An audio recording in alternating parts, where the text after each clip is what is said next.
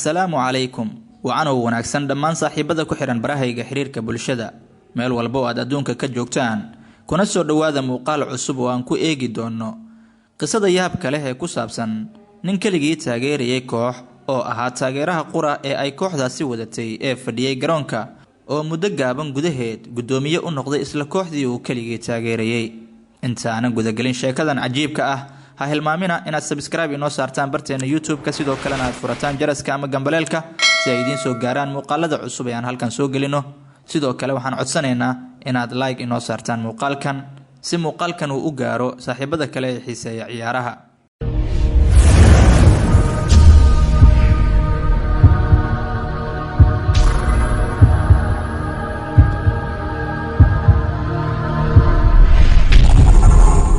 kubadda cagtu ma ahan dhaqaale iyo magac weynaan ee waa jacayl iyo daacadnimo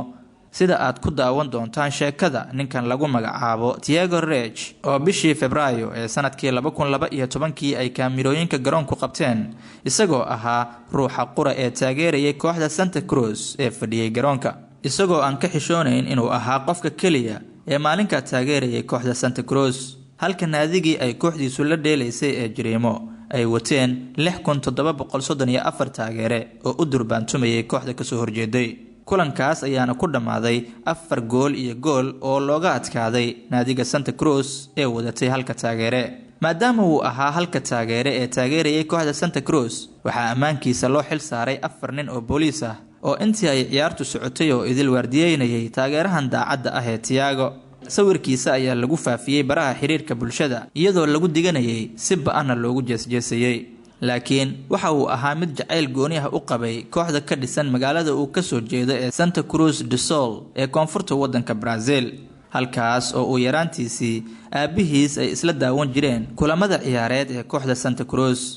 Taageere waxa uu ka shaqayn jiray dawladda hoose ee magaalada Santa Cruz gaar ahaan xafiiska duqa magaalada isagoo u qaabilsanaa dhanka warfaafinta waxa kale oo uu lahaa jaraa'id isaga u gaar ah hase yeeshee taasi kama reebin inuu waqti u helo kooxda uu taageero ee FC Santa Cruz waxaana dhacday in sanadkii 2016 lagu daray shaqaalaha kooxda Santa Cruz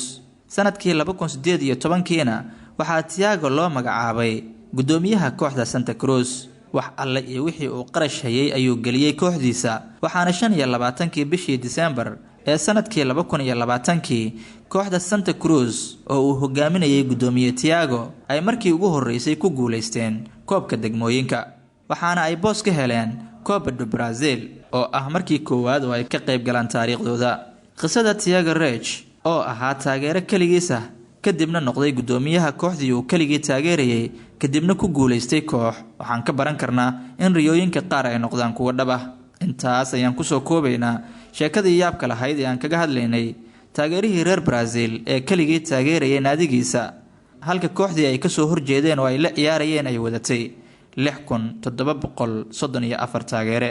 intaan barnaamij kale idiin soo diyaarin doono waa anigoo ah Harun Yusuf Qasaaro oo idinku dhaafaya nin walba dadaal oo gaar riyadaada